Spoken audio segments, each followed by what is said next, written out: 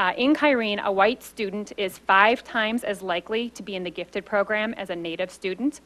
In Kyrene, a black student is 5 times as likely to be suspended as a white student. The increase in counselors, Rise Up Schools, Core 1 equity training, and social emotional curriculum are all steps towards a system that better fits our kids. And what I have noticed is in the last few months, a vocal group has taken to public platforms across the valley to express their views against equity programs. They suggest that such programs are distractions from the so-called real work of schools to teach.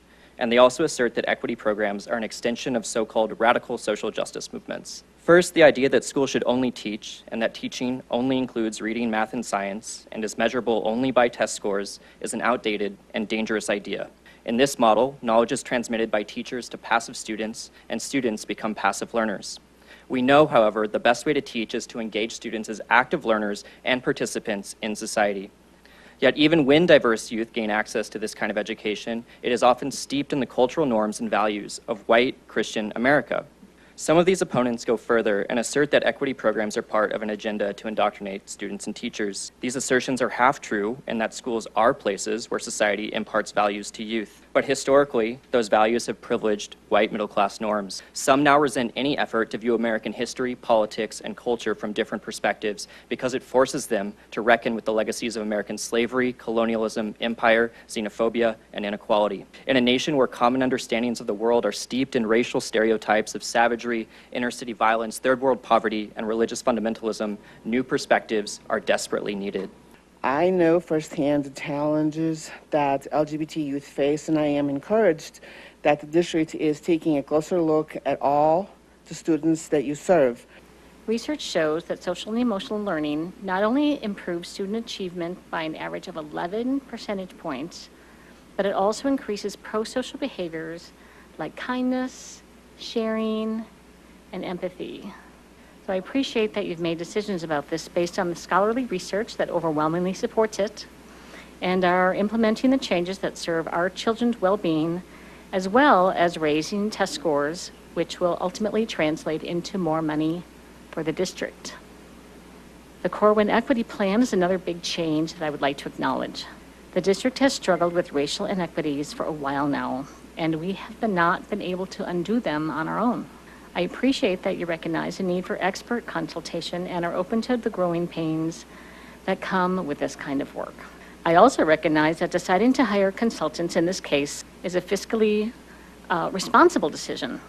And I appreciate your willingness to endure criticism about this in order to protect the district from the kind of costly lawsuits that sometimes come from refusing to take action to correct measurable racial inequities. The work that Dr. Chesley is spearheading on equity is just another indicator of a district that has embraced a culture of inclusion, and not just for students with disabilities or racial minorities, but as a part of core intent and a mission of equity for the entire district.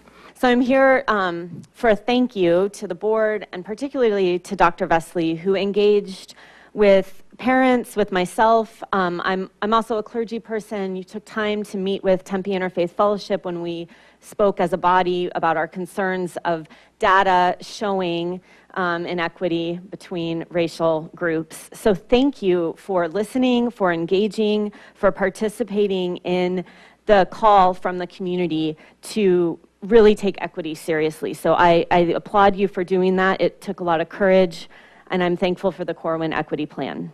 Because as I watch the efforts that you all are making around equity, I can't help but think of one of the important ancestors in my faith tradition, Unitarian Universalism.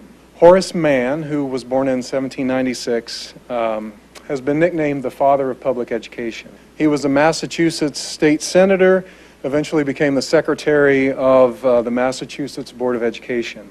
He spent his life making sure that American public education was universally available and was equitable. Mann believed that education is one of the means by which American liberty is preserved. He believed that an educated citizenry would do away with slavery.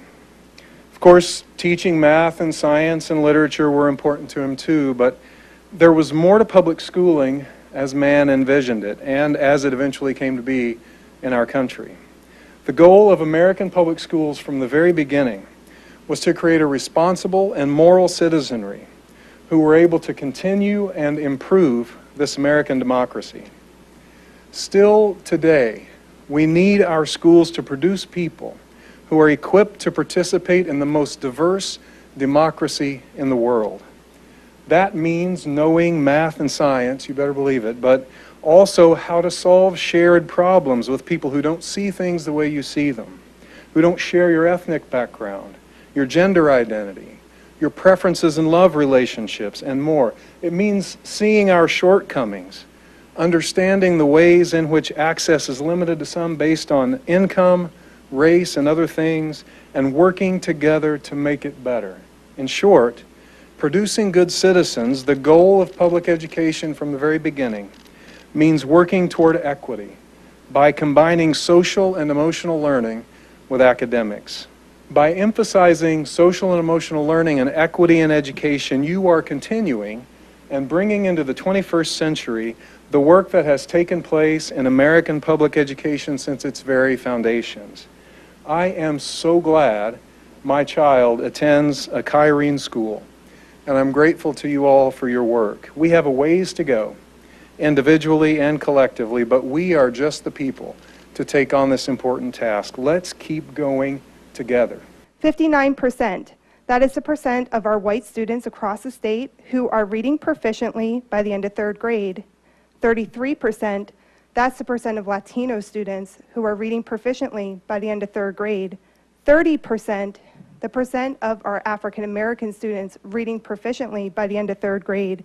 And 21%, that is the percent of our Native American students reading proficiently by the end of third grade.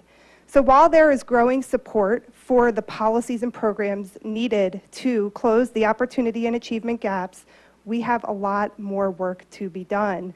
And so I applaud the district for taking a lead and being one of the first in the state of Arizona to deeply address the issue of equity, to remove all barriers for students learning so that we can rise all the tides and float all the boats. And I can't help but think about the many statistics like how suicides rates drop in schools where there is a gay-straight alliance.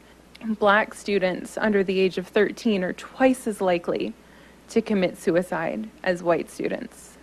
I think everything, the comprehensive social and emotional and equity and just love needs to go back into these kids. We need to start doing like teaching teachers how to be less critical of their black and brown students and give them the same benefit of the doubt that they give their white students. I know they don't mean to, but it happens. And through this work, hopefully, we can change that. Thank you. First, Dr. Vesley, thank you for your words earlier this evening and your demonstration of commitment to equity and inclusion and the social emotional learning, because I think while there's such tremendous pressure to achieve academic success and high scores academically, we also have to produce students that can walk out our doors and be good citizens, and your commitment to that is so exciting to hear. As research tells us, issues of inequity measurably and negatively impact the health, wealth, and safety of people of color. We see it in our schools, in the achievement gaps, and disproportionate levels of discipline for students of color that have been discussed at these board meetings and tonight. For this reason, I'm here tonight to thank you for the commitment you have made on behalf of the Kyrene District to engage a consulting firm to provide professional development and training on equity and diversity. I was very grateful and excited when Mrs. Corey responded positively to the possibility of starting an equity club, building off of the Corwin work that their staff would be doing, as well as a small group of students. And just to see her enthusiasm and quick response to that was so exciting and promising. I think our kids of color, as well as our kids of all colors, will be so much better off as a result of these efforts. So thank you so much. Thank you.